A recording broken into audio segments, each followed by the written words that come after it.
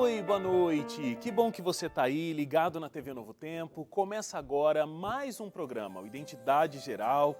Um programa que sempre traz conversas muito enriquecedoras e que mexem com a gente. Nos fazem refletir, repensar comportamentos e enxergar a vida de uma maneira muito mais positiva e confiantes no grande amor de Deus por nós. Seja bem-vindo ao nosso encontro de todas as noites. Já aproveita, se acomoda aí no sofá, porque a minha convidada de hoje vem falar de maternidade. Uma maternidade real, e ela vai falar sem filtros, porque é o que ela faz nas redes sociais e vive na vida dela. Antes de chamar a Andressa aqui, eu quero te oferecer o nosso presente de todas as noites. Hoje eu tenho aqui a revista Entre Família. Ó, tá aqui a capa da revista que vai chegar aí na sua casa. A gente sabe que as condições da sociedade atual são um reflexo do que existe nas nossas famílias. Por isso essa revista foi feita pensando em ajudar a sua família a ter harmonia e bem-estar. As temáticas preparadas aqui dão dicas de como você pode melhorar a convivência da sua família e lidar com esses desafios tão presentes hoje em dia. O assunto aqui, ó, por exemplo, na página 30, Operação Super Nani. Se você está com dificuldades na educação das crianças, educar filhos não é uma tarefa fácil, né? Apenas com a direção de Deus, a gente vai conseguir encontrar o melhor caminho. Na revista Entre Família, você conhece alguns princípios bíblicos que podem te ajudar nessa tarefa. Então peça já a sua. Você pode ligar no horário comercial, das 8 da manhã até as 5 da tarde, e o telefone é 0 operadora 12 2127 3121. 0 operadora 12 2127 3121. Ou você pode pedir agora mesmo no seu WhatsApp também. 12 982 44 0077. 12 982 44 0077. Você fala, né, que você viu aqui no Identidade, e depois é só esperar chegar de graça aí na sua casa, tá bom? E no próximo bloco, então, recebo aqui a Andressa Reis, uma mulher negra carioca e que perdeu o filho Pedro aos 3 meses de idade. Hoje ela é mãe também da Maria e do Caetano e usa as redes sociais para compartilhar informações bem-humoradas e experiências reais sobre a maternidade. Então eu volto daqui 30 segundos, você não sai daí, que a conversa de hoje está sensacional.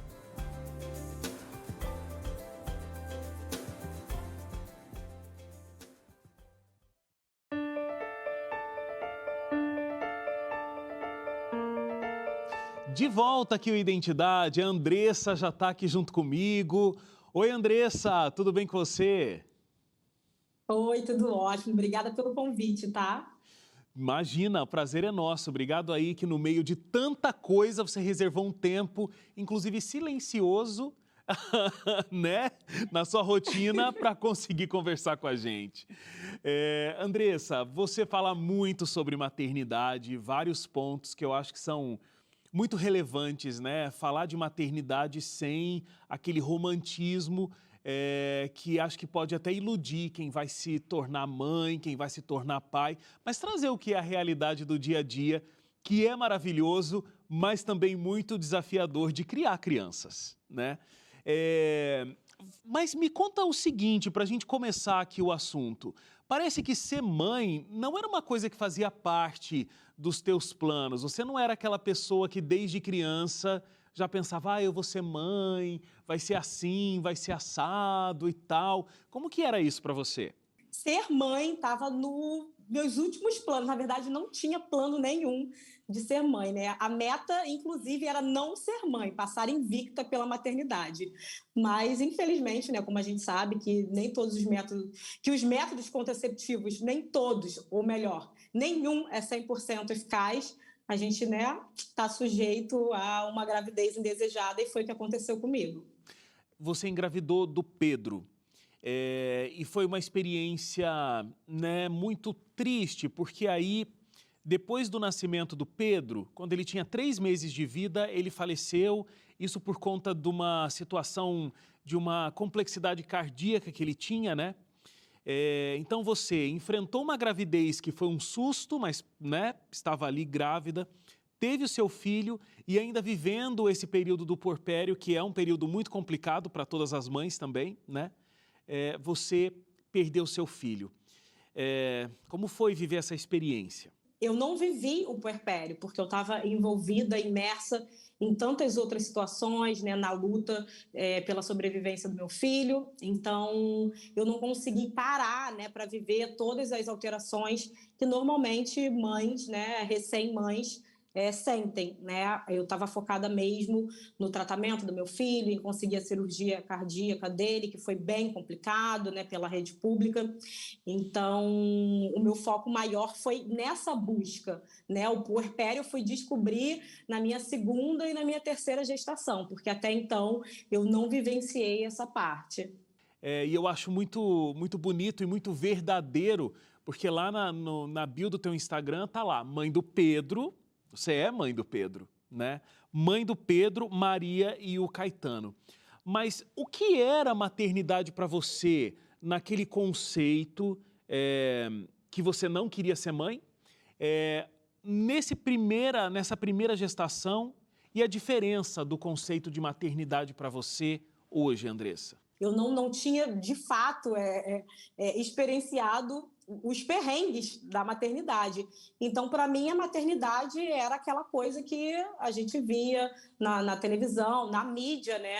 Ah, é difícil, mas é maravilhoso, né? Sempre focavam, né, no maravilhoso, no quão incrível é esse glamour que é a maternidade. E aí, quando eu tive os meus 2 outros filhos, eu falei, peraí, não tem glamour, né?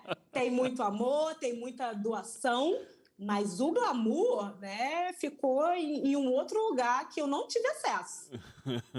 Dá vontade de falar assim, escuta, você que falava que era tudo perfeito, quero conversar com você agora que eu sei o que você sabe, né? Aquela situação assim de um choque com a realidade. Mas a gente percebe que é bem da sociedade, né? A sociedade tem essa coisa de vender para a mãe que a maternidade é perfeita porque é cômodo, né? Que as mães não se motivem a buscar seus direitos. Então, a gente entende que a maternidade é perfeita e se a gente fala que não, a gente está errada, a gente está equivocada. Então, é socialmente cômodo que as mães acreditem que a maternidade é perfeita e quando não se sentem, né, nesse lugar de plenitude, fiquem silenciadas, né? Não exponham, porque qual a mãe que quer ser vista como uma mãe que não acha tudo maravilhoso relacionado ao universo materno, ao universo do seu filho? Então, acho que também tem muito isso. Eu tô aqui no teu Instagram e aí na tua biografia aqui do início ainda está escrito assim, não faço nada o dia inteiro, só, bem grande, crio crianças incríveis. Aí, mãe do Pedro, Maria e Caetano, como eu disse. Então é isso, né? Você não faz nada, você só cria 2 crianças incríveis.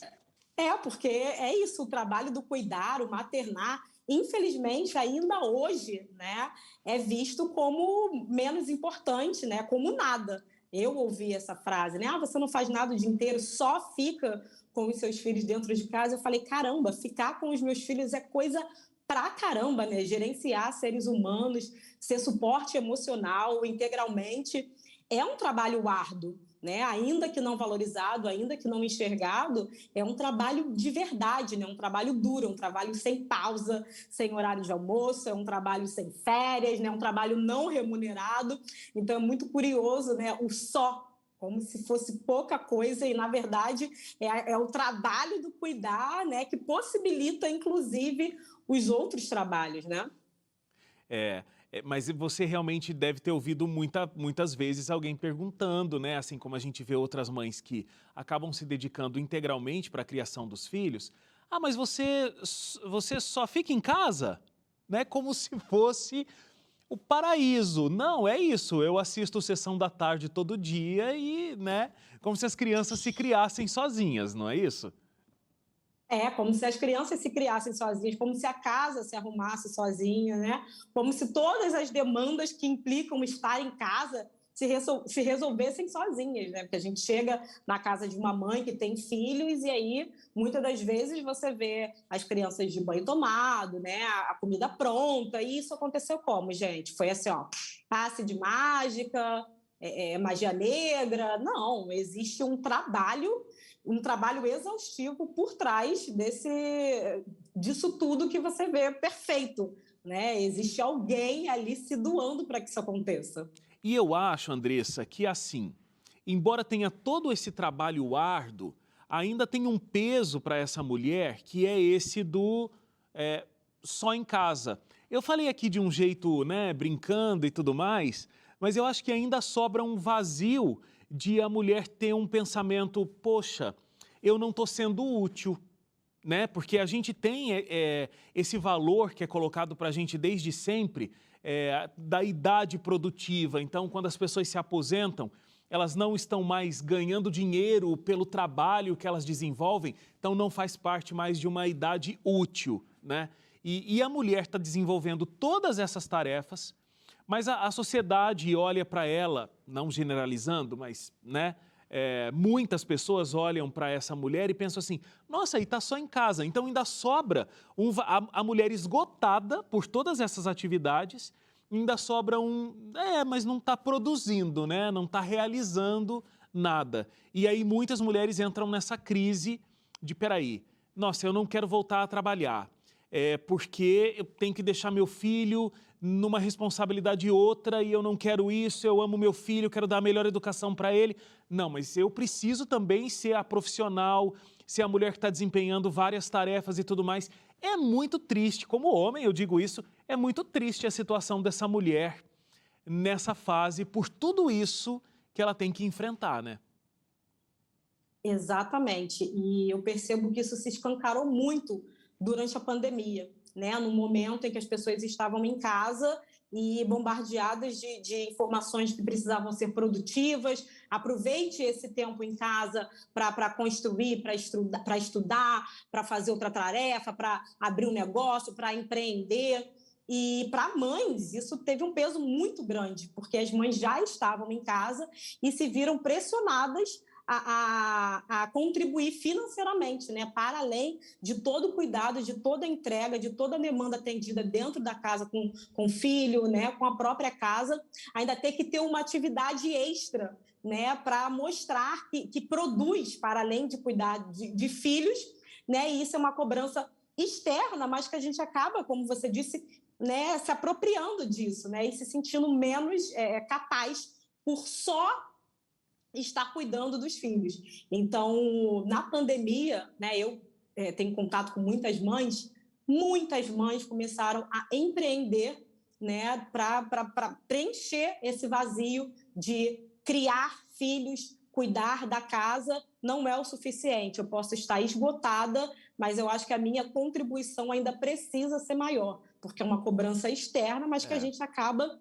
vivendo, né, na própria pele, e é muito difícil a gente não olhar para essas demandas com urgência, porque está o tempo inteiro ali batendo na nossa porta, na nossa cabeça. Você precisa ser mais, você precisa produzir. E você ali no auge do esgotamento, coloca o seu esgotamento ali no bolso. Sim. E vai atrás de abraçar negócios e procurar outras formas de contribuir, como se você já não estivesse fazendo o suficiente. E acho que surgiu também para as pessoas olharem, verem um outro lado, né? Quem realmente viveu o isolamento social dentro de casa com criança, sem apoio de uma empregada doméstica, sem conseguir deixar a criança na creche, sem conseguir levar a criança para a escola e tendo que acompanhar a criança no online, as pessoas viram o turbilhão que uma casa exige. Talvez pais que saíssem para trabalhar e deixassem as esposas, né, sendo mães ali, viram a coisa. Mesmo mulheres que saíam de casa e contavam com um certo apoio, viram que a situação é complexa e realmente demanda demais. Mas a gente vai fazer um intervalo aqui, Andressa, e na volta eu quero saber como você está dando conta de tudo, porque além disso, ainda tem as suas redes sociais, porque você mostra essa realidade e você tem criado uma rede de apoio muito grande de mulheres ali, principalmente no teu Instagram, né? Então, um intervalinho rápido, a gente volta aqui com a Andressa, falando sobre maternidade real aqui no Identidade. Até já.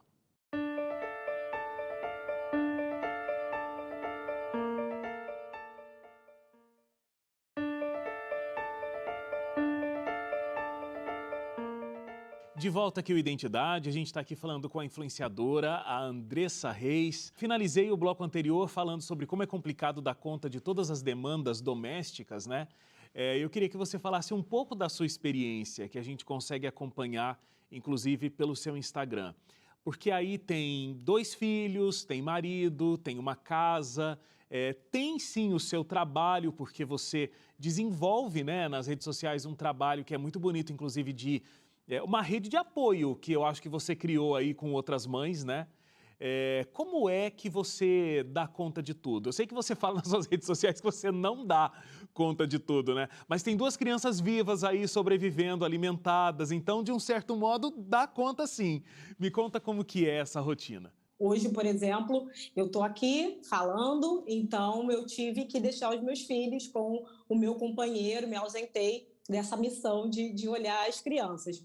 E é isso, a gente vai equilibrando. Às vezes a casa vai ficar de pernas para o ar e eu não vou me sentir confortável, mas também não vou me cobrar por isso, né? Eu não vou usar o mínimo tempo que eu tenho para descansar ou para tomar um banho mais demorado, para arrumar a casa, para deixar tudo em ordem, tendo 2 crianças pequenas dentro de casa. Então, eu acho que o dar conta de tudo é saber escolher, é o que eu sempre falo, escolher as batalhas.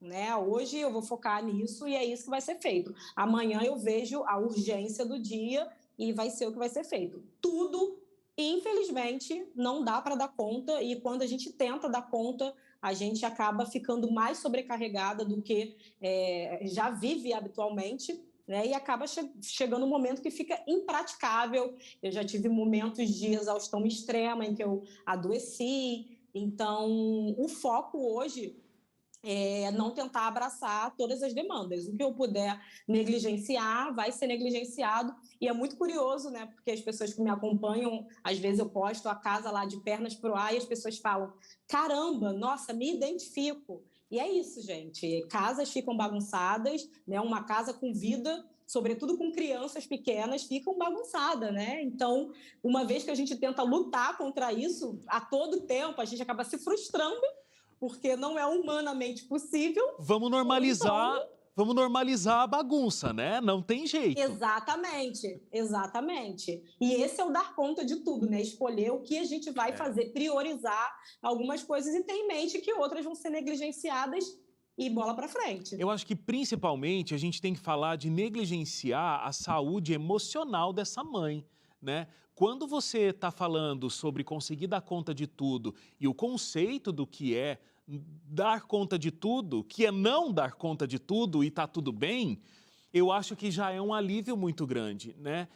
Eu tô dizendo isso porque eu também tenho 2 crianças que são pequenas em casa e a gente vê, não tem essa condição. Não tem condição de todos os dias você dormir com a pia toda de louça lavada, a casa toda impecavelmente arrumada e limpa. Vai ter dias onde as coisas não acontecem como planejado. E aí você tem que ver qual é a prioridade do dia. É a criança que está doente, né? E aí você tem que cuidar, é uma coisa... Enfim, não adianta você querer não dormir, porque 24 horas ainda vai ser pouco para cuidar de 2 crianças, como é seu caso, é o meu caso, e ainda conseguir deixar toda uma situação de casa impecavelmente limpa, como se nem morassem pessoas ali dentro, né? A gente precisa normalizar de que a vida não é um conto de fadas. A vida real, ela tem as suas demandas e a gente precisa cuidar principalmente da nossa saúde para conseguir dar conta de educar 2 crianças, que é o principal aí, né? Criar pessoas não é uma tarefa fácil, porque não envolve apenas cuidado com saúde, com alimentação. Tem toda essa questão de estar disponível emocionalmente, né? Porque crianças demandam muito disso. Então, se a gente está fragilizado, né, o que é muito comum, infelizmente, é muito mais difícil de ter paciência, né, de olhar para as demandas da criança de uma forma mais empática, né? A gente acaba explodindo, a gente acaba tendo uma reação que a gente não gostaria de ter, uma reação que inclusive não é esperada, né, para ter com crianças pequenas que ainda estão aprendendo sobre o mundo. Mas, né, quando estamos sobrecarregadas, infelizmente é muito difícil de separar essas questões. E a gente acaba sucumbindo e adoecendo ou então descontando nas crianças, que é o lado mais fraco, né? Você acha que essa situação de não estar conseguindo estar a todo momento emocionalmente pleno, com a paciência no seu, no seu maior nível, para conseguir lidar com as crianças, é o maior desafio da maternidade ou existem outros ainda maiores? A maternidade é composta de diversos desafios, né? Mas essa questão, sim, né, de estar disponível, até porque a gente carrega, né, nossas feridas da infância. Então, mesmo que a gente entenda que crianças são seres em constante evolução, estão desenvolvendo a parte cerebral ainda, é muito difícil a gente não acessar, né, a nossa criança interior, né, para poder olhar para as demandas da criança da forma que precisa. A gente ainda carrega muitas feridas e é extremamente difícil estar disponível, né? A gente, hora ou outra, vai acessar aquele comportamento que a gente não gostaria de reproduzir, mas está tão entranhado na gente que no auge do cansaço ele sai no automático. Então, esse é sim um desafio e tanto dentro da maternidade. É. Esses dias eu vi uma amiga no Instagram, a Fabiana Bertotti, um abraço, Fabi. Aliás, uma ótima pessoa para você seguir, viu?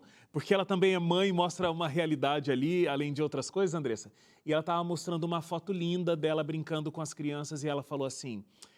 quem vê essa foto, né, uma mãe brincando com seus 3 filhos, não sabe que eles estavam brigando pelo mesmo carrinho que eu já tô no... E ela foi contando um monte de situações e falou assim, mas eu tenho que entender que eu sou a parte madura desse relacionamento, então eu tô aqui tentando ser calma, plena e serena para conseguir brincar um pouco com os meus filhos, e essa é a realidade de toda mãe, todo pai que se dedica realmente à educação dessas crianças, né? Agora, tem uma outra questão que está lá no teu Instagram. Você é autora de um livro, que é um livro infantil, Da Cor Que Eu Sou. Me fala desse livro e também uma outra coisa que você conversa bastante, que é essa questão.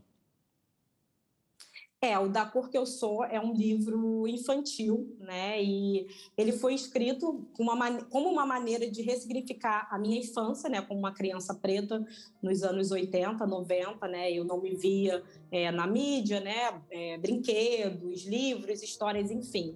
Representatividade zero. E eu senti, depois de ser mãe, que eu precisava mostrar isso para os meus filhos, que eles são crianças pretas, mas que eles pertencem ao mundo, que eles são importantes, e eu queria mostrar para eles e para todas as crianças, independente de raça, de gênero, né, que todo mundo importa igualmente. E aí eu fiz esse livro inspirado também na minha filha, porque ela, assim, me dá uma lição de como é que eu posso dizer? Ela se enxerga de uma forma muito bonita, e é lógico que isso também é uma construção que a gente faz junto com ela, né? Porque não tem como ela chegar onde ela chegou, ainda que bem pequena, sem esse apoio, sem a gente estar ali reforçando que ela importa, que ela é bonita, né? Que o cabelo dela é incrível, que a cor de pele dela é maravilhosa. Então, esse livro veio nessa tentativa de mostrar para crianças pretas como elas são importantes e mostrar para crianças brancas que o outro importa, né? Sim. Que o branco não está no centro de todas as referências, que a gente precisa olhar para o outro como igual para uma construção de uma sociedade mais igualitária, que a gente sabe que está muito longe disso acontecer, mas a gente faz a nossa parte, e esse livro é um pedaço disso, né? Um pedaço da minha contribuição para que a sociedade seja um lugar mais saudável para a gente Para e todas para as as próximas pessoas. gerações. Exatamente. Parabéns por essa grande contribuição, mais essa grande contribuição. Andressa, foi, olha, um tremendo prazer conversar com você, viu? Poder, eu acho que trazer uma libertação para quem não consegue admitir alguma coisa, para quem não pode ver que realmente existem dificuldades e a gente precisa falar sobre essas dificuldades para inclusive conseguir superá-las, né? E acontecer uma maternidade, uma paternidade muito mais saudável, tanto para as crianças quanto para os pais. Parabéns pelo seu trabalho, que Deus continue te abençoando muito aí e muito obrigado pelo seu tempo aqui com a gente. Eu que, mais uma vez, agradeço imensamente. Legal, muito obrigado, valeu, tchau, tchau. Obrigado a Tchau. você também aqui, que ficou com a gente até agora, ouvindo esse lindo testemunho da Andressa, né? Que você possa ter um restinho de noite muito agradável e a gente se encontra amanhã aqui, às 11h30 da noite. Até lá. Tchau, tchau.